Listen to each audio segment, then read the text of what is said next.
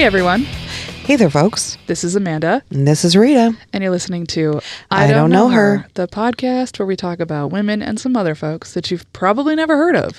But you should have, and today you will. So we've had this whole revelation of things happening in the social media sphere involving the craft brewing industry. BT Dubs, we're both wearing brewery gear. We are. So I want to remind everybody that we both have a pretty considerable background in the craft brewing industry. My wife and I used to own a mobile canning operation, which meant that we would go to breweries and cider houses all across the inland Northwest, Pacific Northwest, like Montana, Idaho, Washington, and we would can the product that breweries and cider houses made so that you could get your favorite small-time breweries beer in the store or in their tap room or whatever, because canning machines are like $150,000, so it's a huge investment for a lot of small breweries to make when they're still just starting out, which was what our company sort of filled in the gaps for smaller breweries. And I have been a beer tender. I have been a brewery manager. I have also brewed beer. I am fascinated by the brewing process. I've studied. I know my shit. Yes. I know I do. And again, that's how we met. True story. Was in the craft beer world when Rita and my wife Abby, who was working as an assistant brewer and brewer's assistant, worked at the same brewery. So we do have, we have some ground underneath us. So recently, I had seen on Instagram, there is an account called at Rat Magnet. Her name is Brienne. She's a brewer. She had thrown a comment out on her stories about sexism, misogyny, sexual assault in the industry, and she got a response. She asked wasn't the original comment just her being like, "This guy said this stupid thing to me"? Yeah, and she got a response and said, "Can I share it?" So person said yes, and it was shared. Then another comment, "So can I share?" And it just snowballed. Yeah. Within 24 hours, there were hundreds of stories of women in the craft beer and restaurant businesses sharing their stories of sexism and misogyny and horrific stuff, sometimes racism. A couple of folks brought up some racist stuff that had been done and said to them. I think one of the stories that stood out to me, and this is might be a trigger for some folks, it does involve unwanted sexual touching. It was this woman who was a brewer who was had been hosting another a brewery owner from a big name brewery. They'd been hosting this person. I think they were doing a collab. It reminded me of when Iron Goat did that collab with Ninkasi. Oh, yeah. Yeah. So it was something like that. And it was the end of the day, and this guy was leaving their brewery, this other brewery owner, and was shaking the hands of everybody and being like, "Hey, it was good to meet you, good to work with you," and shook the hands of every man in the line. And then when it came to her, he smirked at her and then grabbed her by the pussy for real, and then he left. And I was like, holy shit. That is just wild. It is just such wildly inappropriate behavior, and to have happened in front of other people and no one did anything. I can't. The stories that she's telling, or I should say reposting of other people who've told, I think they're important to hear, and they have really caused some pretty significant ripples in the brewing industry already. Some really high up there breweries, their CEOs are getting fired, their founders are getting pulled, taproom managers are losing their jobs, people are getting fired. I mean, it's really coming to a head. And honestly, it's been such an environment that has been there for so long. And beer has always been, especially craft beer, such a fucking boys club. And especially being a woman behind the bar, they're like, "Oh, they just hired the pretty face to be behind." I'm like, I am pretty. I know that. You can be both. I can do both. Yes, you can actually know shit about beer and be a pretty person. Exactly. You can be feminine and know shit about beer. Well, you can be feminine and be a brewer. You can be neither of those things and be a brewer. Still do it. But it was like, I remember just like, and it was always like the freaking old white dudes. And I would like try to, well, what's this? And I'm like, okay. And then they would talk over me. And like literally sometimes I would just stop and stare. And then they would look at me like kind of weird. And I was like, I was just waiting for you to shut up so I could talk. Like I used to get really frank with people. And the guy was like, well, what do you even know the difference between this and this? And I was like, it's called fermentation temperatures. That's why I know what the difference is. And he's like, oh, so you know what you're talking about? I'm like, yeah, I do. Do you want to talk? How about you make the assumption that since I work here, I know something. About the place I work and the products we serve. Yeah. It really has brought out though, like a slew of like a bunch of breweries are posting like, we are with women and we are having conversations. It reminds me so much of last summer when the Black Lives Matter movement exploded after George Floyd's murder. And you suddenly had all of these people posting the black boxes and these meaningless statements that were like, we're listening. Yeah. We're doing the research. We're having the hard conversations. And what I like is the people who are like, you're just fucking gone. You're done. Yeah. Lost your job. I don't want to hear about your fucking hard conversations. I want to see like legitimate change. Do something. You know, actually it was really funny is that just prior to all of that stuff coming out, there was a local place that had actually an issue with an employee who was speaking poorly to women, and they got rid of him. And it was before this happened, and I was like... It was actually right before. I was like, good fucking timing, dude. Yeah. Yeah, because like you... Way to be on it. You gotta get rid of guys like that. You have to. Like, we are not in a moment in time where that kind of shit is gonna be kept quiet anymore. People are going to talk about it. And I personally shared in my stories on Instagram of like the stuff that I've been through of being touched, harassed, assaulted. Like, I'm not going to tap dance around that word anymore. Because before I was just like, oh, like he got a little carried away. No, he assaulted you. He assaulted me. Yeah. And my biggest thing, even now to this day, is still being a server in the industry, is people touching me when I don't want them to touch me. And like literally had this man like try to grab my arm to look at my tattoos, and I like slipped out of his grip, but he still was like trying to get to me. And my coworker was like, she doesn't want you to touch her, dude. Like having somebody be able to say that. Yeah. That's what needs to happen. And he's like, oh, I'm sorry. And I was like, yeah, don't touch me. I think that's the thing that we all need to be better at and learning how to do, which is advocate for somebody who is in that moment not able to do so for themselves. Like that woman who was grabbed by that brewery owner, she was just stunned. And we both have talked about how like sometimes something will happen and you just aren't capable to, at that moment, to do anything or say anything because you're just like, huh, oh my God, did that really just happen?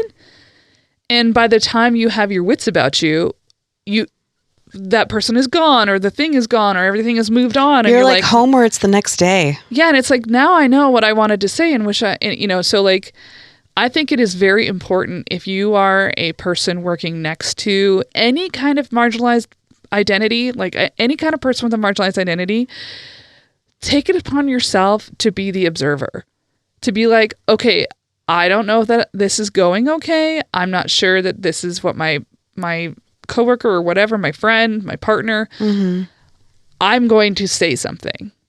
I'm going to step in. It's something that I've always really loved about my wife.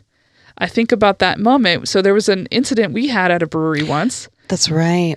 Where a friend of ours, and I think we've discussed it on the show before, we had a friend who had just had a baby and was breastfeeding.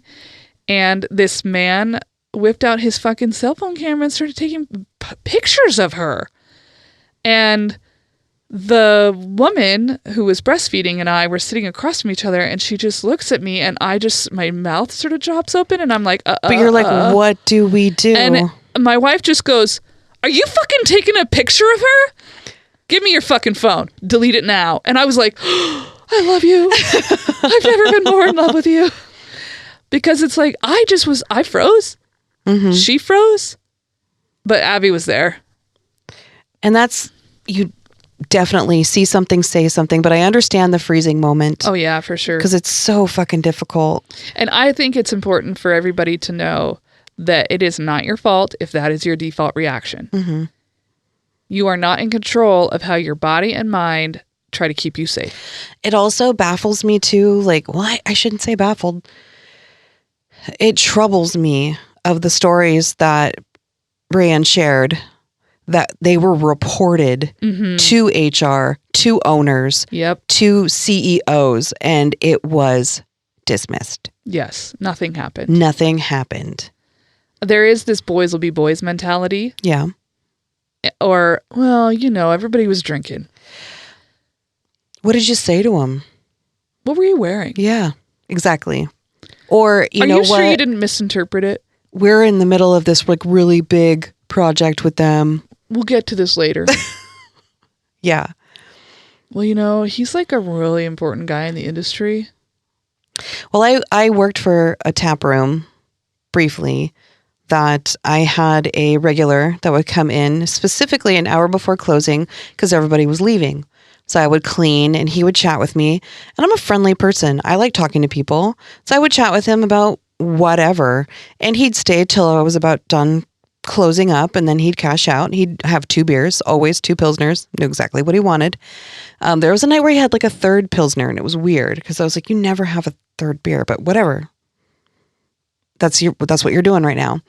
And then I was putting chairs up, and he had his phone out, and he had taken a picture of me.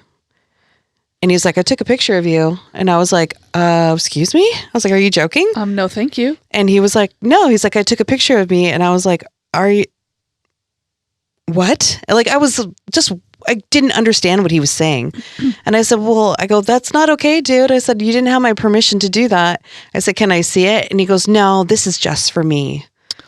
Yeah. No. Ew. So I was like, and I said, give me your phone right now. I said, I want to see it and I'm going to delete it. I was like, that is not okay. And he's like, oh, I'm just joking. I said, cool. If you're joking, let me see your phone.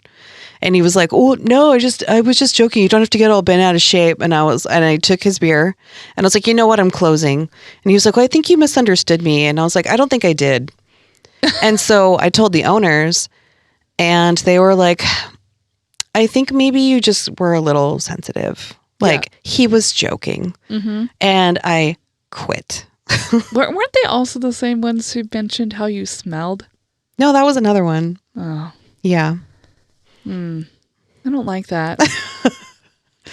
Yeah, Rita's had some interesting. And you know what's troubling about that particular tap room is it's owned by a man and a woman. Yeah. It was a couple. So they both dismissed it. Mm-hmm. So that's a thing I want to make sure that all of our listeners who fancy themselves feminists, and particularly white women, you got to do better. Mm-hmm. You got to do better. You got to stop cozying up to the patriarchy because it feels good and it protects you. You have to be willing to stand up. And you have to be willing to say, you know what, you're right. This isn't cool. Or, hey, you know what, husband, this person is saying that this happened to them and I think we should choose to believe her. Mm-hmm. Because you don't have anything to gain from that. Why would you even tell that story if it wasn't real, if it hadn't really happened? You know what I mean? Yeah. Like, I think that cognitive disconnect is really troubling to me. If someone is coming to you with nothing to gain from this story, then just believe that it's happened and it's true. And what's not fair is I have to remove myself from the space. Mm-hmm. That person could probably still come in and do whatever the hell he wants. But I have to leave. And this is what happens with people like Harvey Weinstein, right? On a bigger scale. Like, entire women's careers ended, stalled, dead on arrival.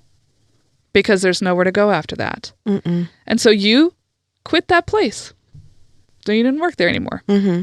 You know what I mean? Like, what if you were younger, that was your first job in the beer industry and you wanted to go further on? Yeah. I mean, now maybe you wouldn't anymore. Maybe you were done. Well, I did have an experience like when I was first in the beer industry of meeting a pretty famous brewer, owner of a pretty famous brewery, and literally had me like pinned against a wall and was not leaving me alone. And I was just like, well, I have to talk to him because he's this big. Because he's important. He's important. And then I'm like looking around like, Is anybody going to help me? Yeah. How am I going to get out of this? And nobody helped.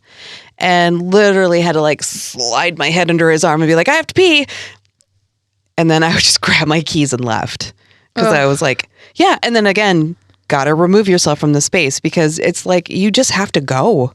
And you have to be the one to remove yourself. Like, they never are the ones who are removed. So that is why it's important that people like Rat Magnet exist and who are out there, like, publicizing these stories. And they are actually responding by getting rid of some of these bad actors. But I think that, like, this is a situation where if there are this many stories by this many women and other folks in the industry has a fucking problem and needs to address it. I loved that she tagged the Brewers Association and all of them. Oh yeah, she's like, BA, hello. Which is the largest like organization of craft brewers in the country. Oh yeah, people love to have that BA sticker on their wall. Yeah. Yeah. So it's time. Time's up, motherfuckers. Time's up. And honestly, the craft beer industry, just fucking buckle up. Yep. Shit's changing. Shit's going to change. Ride that wave. Come along with us. And too, like when I shared in my stories too, like I was being pretty open. Like I'm not usually that open on Instagram, but I just wanted to like share at least so people knew. And I had a couple people, when I woke up in the morning, I had like 15 messages from 15 different people and all like sharing their stories and like positive responses too. And then like I had a friend come up to me and was like, I was crying because I didn't know that had happened to you. And so like, thank you for sharing that. It really makes me think of like, how can I be better? How can I be that person that'll speak out? That's all I want. Yeah. I'm glad that there are people that your experience, I think that's sometimes what happens is like, it's one thing to read these anonymous stories and see the collection of them and therefore the magnitude becomes very clear. But when it's somebody you personally know and you have like a connection to, sometimes those stories are even more powerful and more meaningful because it's not some distant thing happening to other people. It's something close that's happening to someone near you. And that's important. You know, that's why Harvey Milk used to say, come out wherever you are. Because the idea is that if you know someone personally in your life who is struggling with this thing or that thing, then it humanizes the problem. And it shouldn't have to. Like, you should just automatically know that people be sensitive matter. To it. Yeah. But like, sometimes that is what it takes, is to be like, oh, this person that I know, Rita, is experiencing or has experienced this thing. So I'm glad you were willing to share that. I thought it was brave. Absolutely. Well, now that we got that intense conversation out of the way, who do you have for us today? Are we ready? I am. All right. Have you ever heard of Hypatia of Alexandria? I have. Okay, so I thought you would have. Okay, so I will say that they're on my list, but I recall basically nothing. So don't know anything. I think they were a queen. Nope. Yeah, don't remember. See, told you. They were on my list. I've looked at them 1,000 times, but I have not kept the information in my brain. Mathematician. That's right, mathematician. Philosopher and astronomer. Okay, tell me about Hypatia, the person that I've been meaning to research and haven't yet. And it's not Hypatia, which I thought it was at first. Okay, so I won't make fun of you because lion. Sorry, French. Hypatia. Leon. Hypatia was born around 350, 370 AD.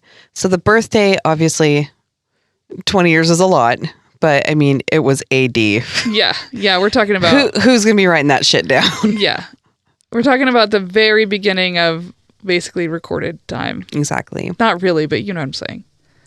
Well, she was born in Alexandria, Egypt, which was, at the time, part of the Eastern Roman Empire. Her father, Theon, not Theon...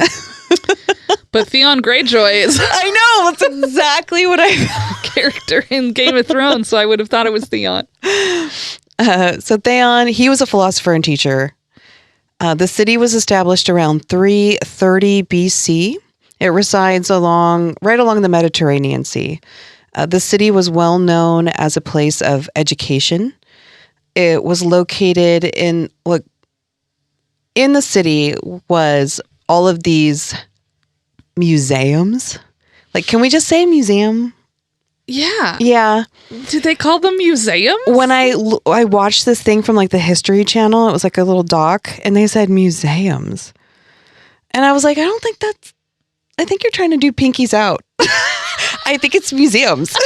They're like trying to be so smart. Oh, that's okay. Well, maybe they were called museums. But I'm going to say museums. We're just going to say museums, everybody. But also they were honestly institutions. So I could also call them that.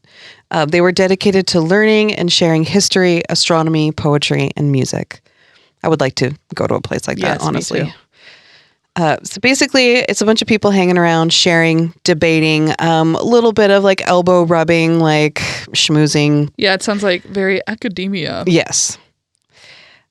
These were quite the places of attraction. Scholars were like, they would bustle from place to place. They would go to this place to listen to this person speak, and then they would run and go to another place, catch that person speak.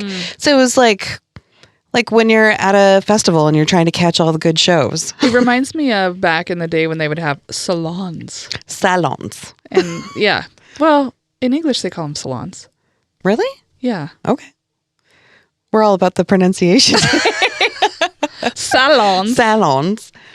Yeah. So it was like really exciting. And there was so much new stuff that was coming out with philosophy, a lot of stuff with astronomy. So it was just a really, really exciting time, especially for like if you're a student, like trying to learn. Intellectual. Mm-hmm. So one of the factions of the museums was their library.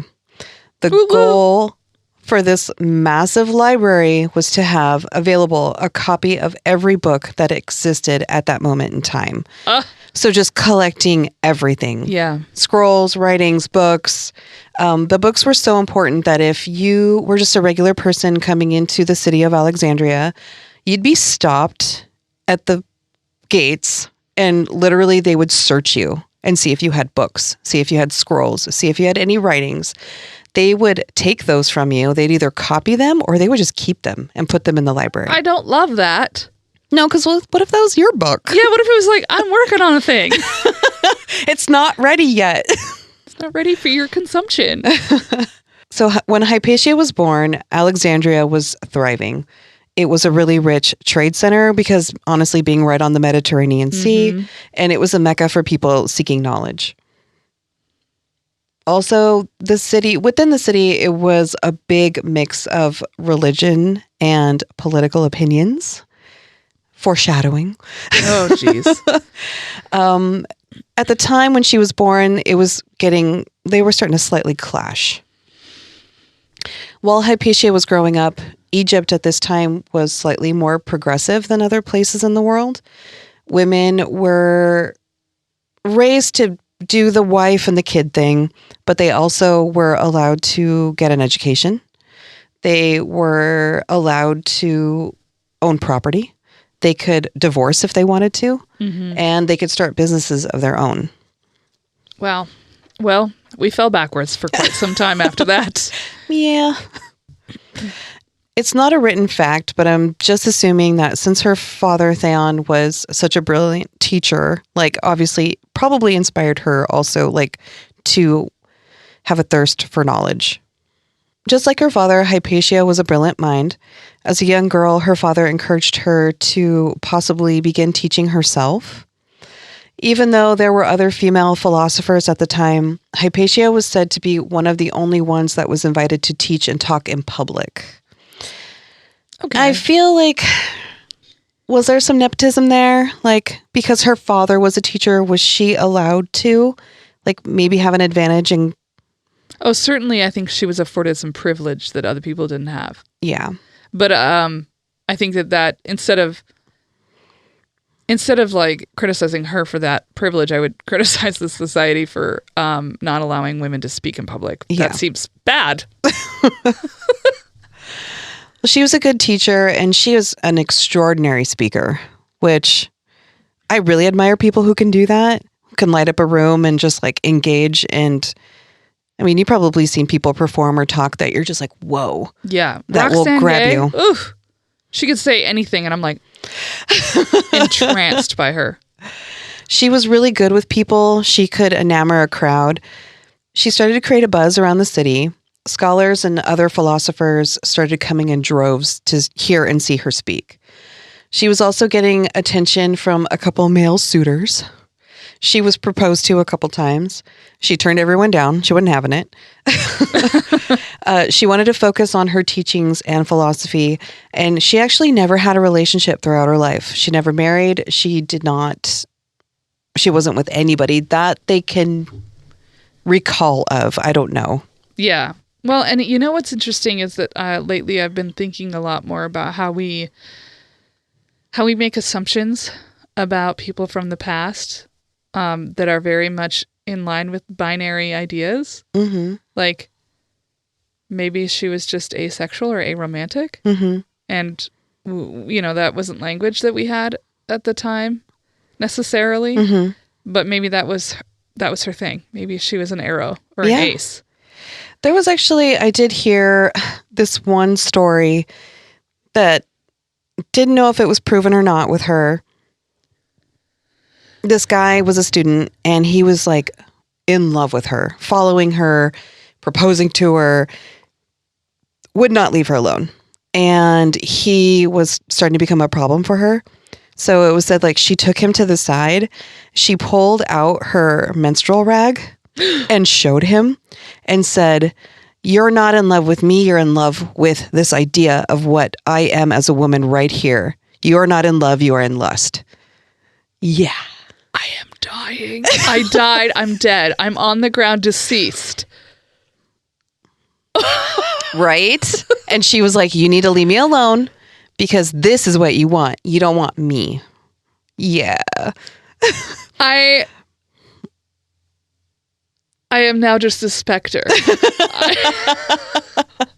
And I actually didn't have it in my notes because like it wasn't verified, but it is a story about her that's out there. I want that to be true. So Me too. we're going to say And it's true. also very logical. Yes, it is. It is very much this thing that like an intellectual person might say. Yeah. It's like freaking fierce as fuck, but it's straight to the point. And I'm sure he looked at it and was like, "Buh." Not to always have to bring it back to us, but L7, who wrote the theme music for our lovely show. Oh yeah. That's a thing that happened at one of their shows. Oh yeah. That the lead singer during a performance, I think it might have even been at Lollapalooza. I think it was. And they were being heckled by all these like douchey men, or one man in particular. Maybe he threw something at her. I think he threw something at her. I think he threw a beer bottle, maybe? Something. And then she pulled out her tampon. Yeah. And threw it at him and hit And him in the swung face. it and threw it. Yep. I remember that It's the most being punk rock fucking thing ever. I remember that photo being in Rolling Stone, but the tampon was blurred out. And I was like, seriously? Oh my God. That's like when they blur out women's nipples but not men's. I'm like, what? So weird. Is it that offensive? It's so weird. Well, that's a story that is about her. Don't know if it happened, but if it did, fucking yeah. By the way, the lead singer of L7, whose name was escaping me when I was telling that story, is Donita Sparks. Also, they call her the flying vagina. Hypatia or Donita Sparks? Donita Sparks. Okay.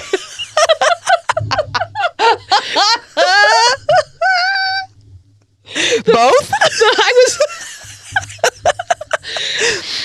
like, the flying vagina for Hypatia. Was there flight of some kind?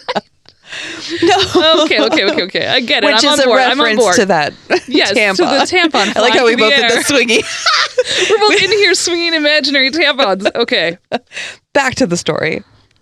So, a guy you might have heard of, Socrates. Yes. Oh, I think he Just- did a little just a- something.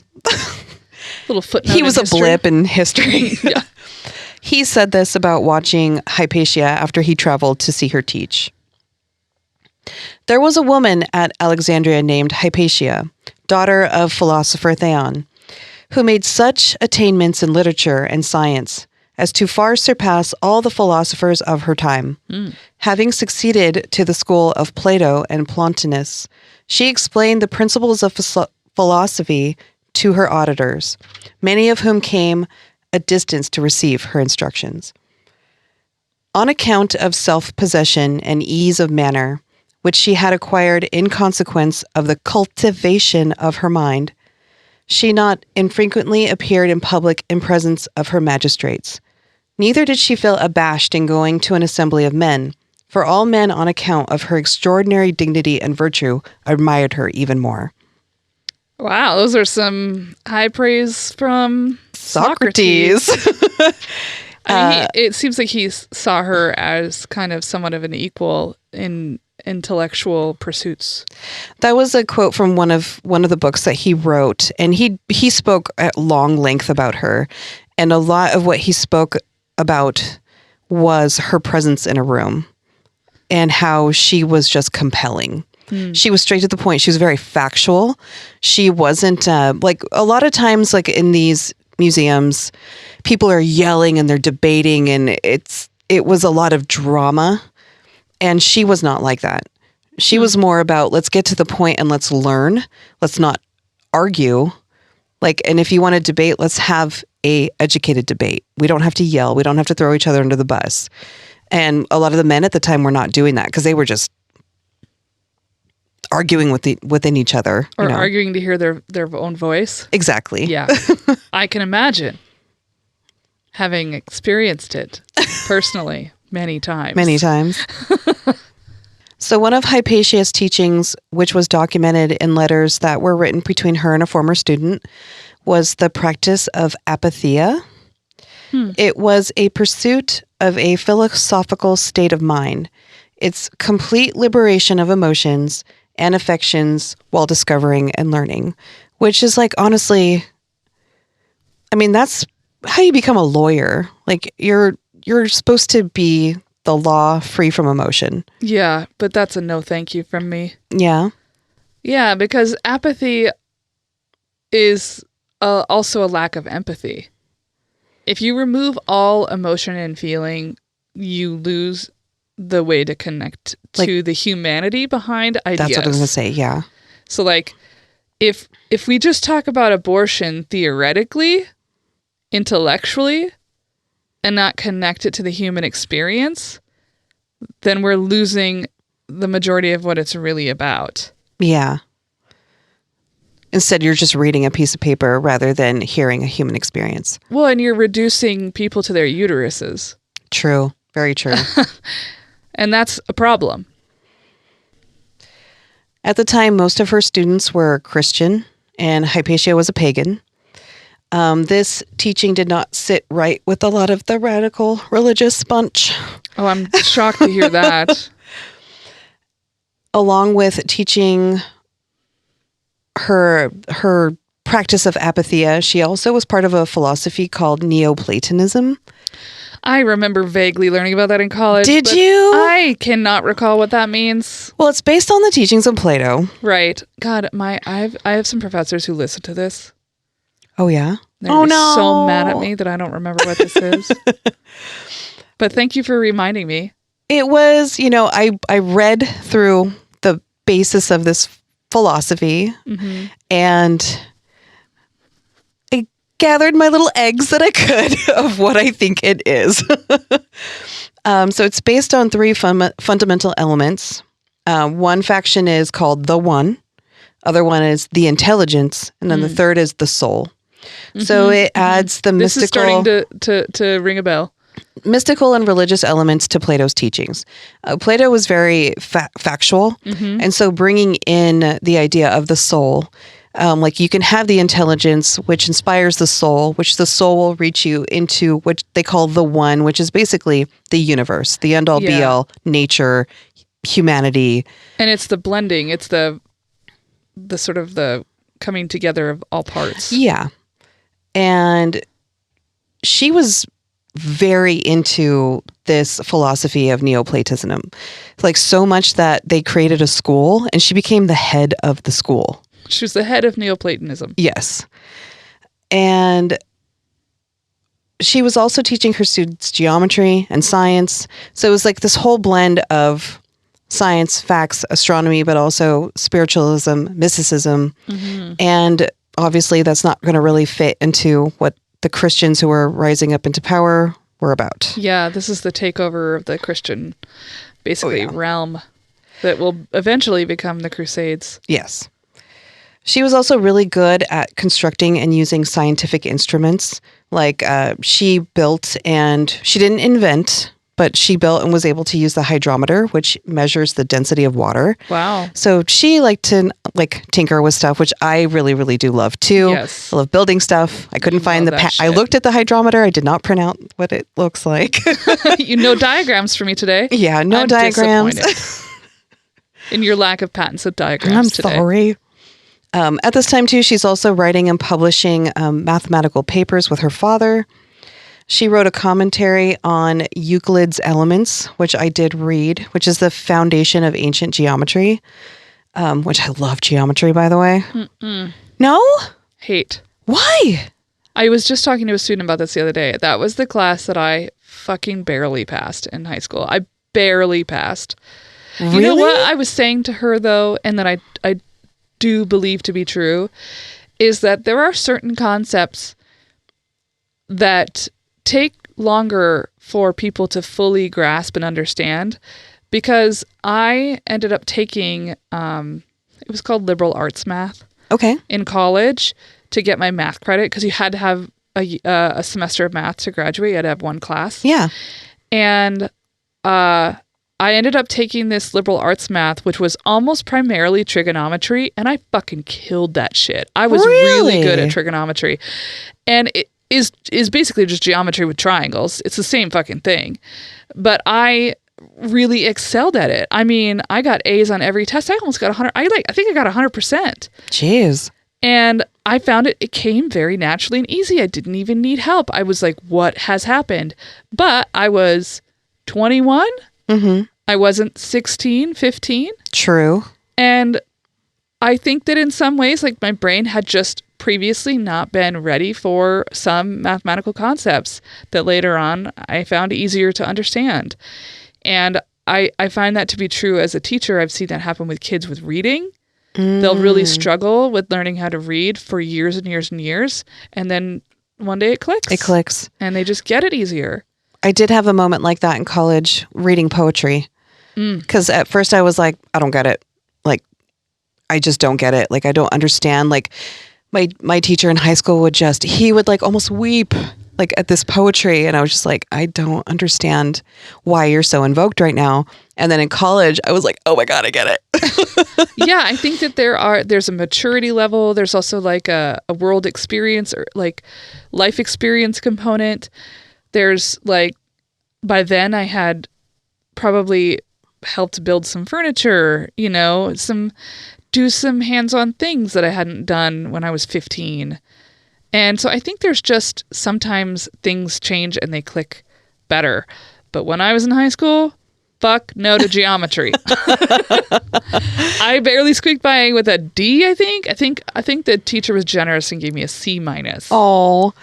And that was the lowest grade of my entire... Oh no, my entire loved geometry. K through bachelor's and master's degree, lowest grade ever, geometry. Oh my gosh. Yeah.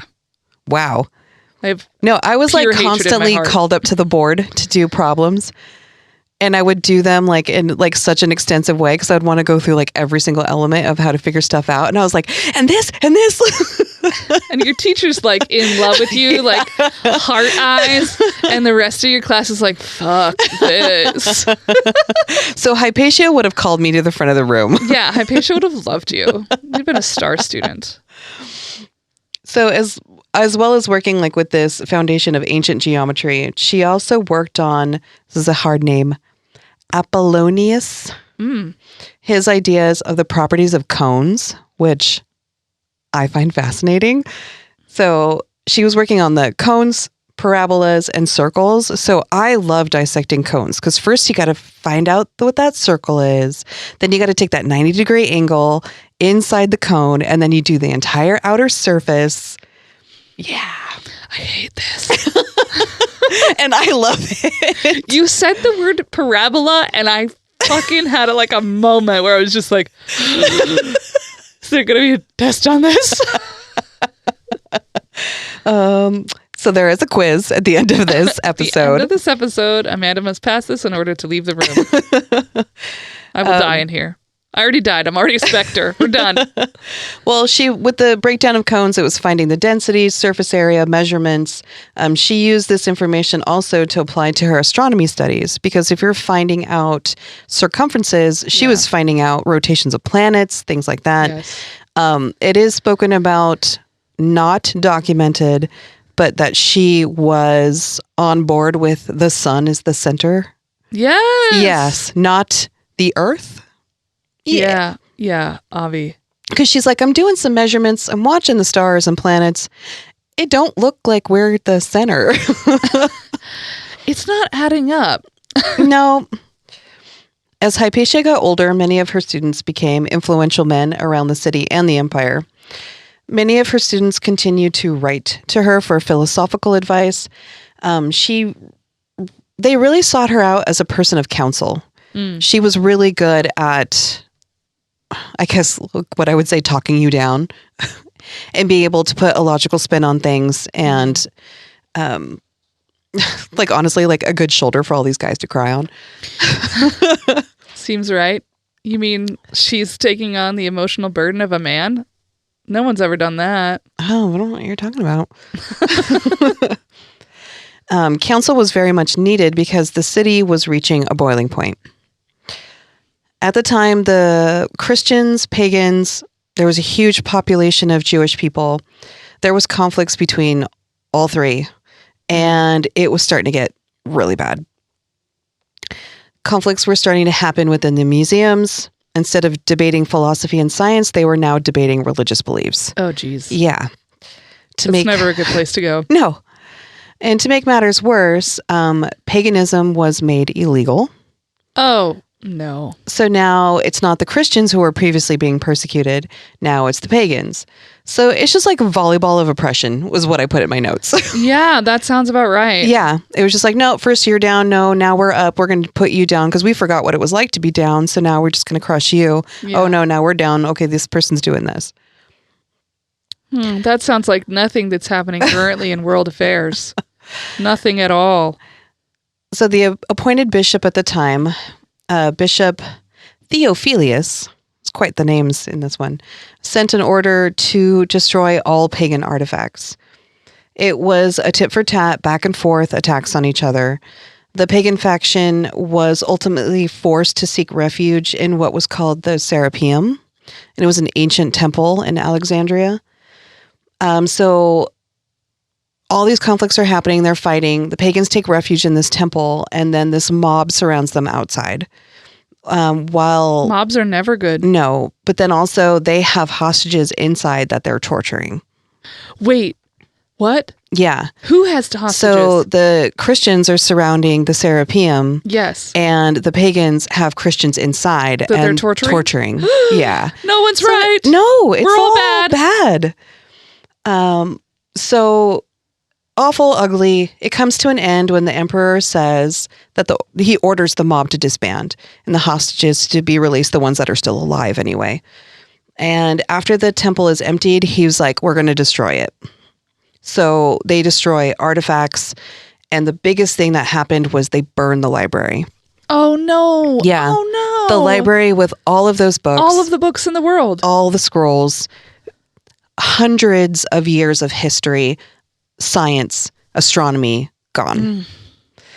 And Hypatia gets word of this and is just completely devastated. She doesn't throw herself into the mess just because I don't think it was that she didn't care. I just don't think that she had the weight to put herself in the middle of it. But she does decide to keep on teaching publicly, even though she is openly pagan. And it was a really big risk to her life to still be putting herself in public and teaching. Her Neoplatonism philosophy was in direct conflict with the one God belief that was happening. And we all know how the church felt about science. Yeah. For many, many, many, many years. Yes. So today even. I was going to say today. So this bishop dies. His nephew comes into power. His nephew is called Cyril. He's a greedy little motherfucker. Yeah. And he decides to go for a power grab. Cyril wants complete power, but he is butting heads with the civil government and the leader, who his name is Orestes. Yes. These names are all certainly familiar. I've learned this. I don't recall it all, but it's very familiar. So Orestes is like, hey, you're just in charge of the religious faction. I'm in charge of government. Yeah. We keep church and state separate. Exactly. Cyril doesn't want that. Cyril wants all of it. Yes. So skirmishes, fights, murders, riots, they're happening daily. So Cyril, looking for a way to push himself into power, he sees a person of influence, and it's Hypatia. He sees that she's still teaching and influencing the Christian community and also giving counsel to her ex-students, which one of them happens to be Orestes himself. So her and Orestes are still talking. He was one of her students. And he's still coming to her for counsel. Yes. And he's going to do something bad. This is some foreshadowing, right? I'm really nervous. Well, Orestes and Hypatia have this relationship. Cyril wants power. He sees that relationship. So he feels like he can get to everybody if he can get to her. Oh, shit. So he begins to spread throughout the city that Hypatia, this pagan woman, is poisoning the mind of Orestes, even kind of claims like she's a witch, that she's, Yep, I know. Throw her under the bus. It is the classic, especially women of a certain age. Mm-hmm. They now suddenly are like evil temptresses / witches / crones. Yeah. Yeah. And that she's the one that is poisoning this person's mind and all the other people that she's giving counsel to as well. So he creates just like this freaking frothy, fury mess around her. Like people love somebody to hate. So he has this band of like loyal people that were called the Parabolani.